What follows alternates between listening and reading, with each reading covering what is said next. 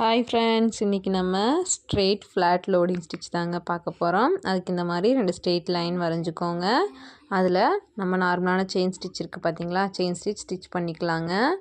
Chain ஸ்டிச்சுக்கு வந்து எந்த ஒரு அளவுமே கிடையாதுங்க, பெரிய பெரிய செயினாக கூட ஸ்டிச் பண்ணிக்கலாம்.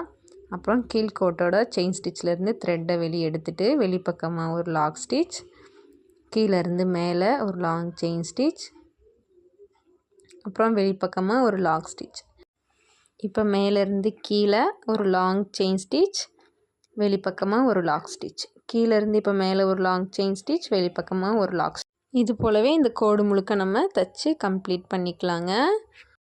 ஃப்ளாட் லோடிங் ஸ்டிச் பண்ணும்போது த்ரெட்டை வந்து டைட்டாக பிடிச்சி இழுக்காமல் ஃப்ரீயாக விட்டு ஸ்டிச் பண்ணுங்கள். அப்போ தான் துணி சுருங்காமல் ஸ்டிச் வந்து பர்ஃபெக்டாக வருங்க.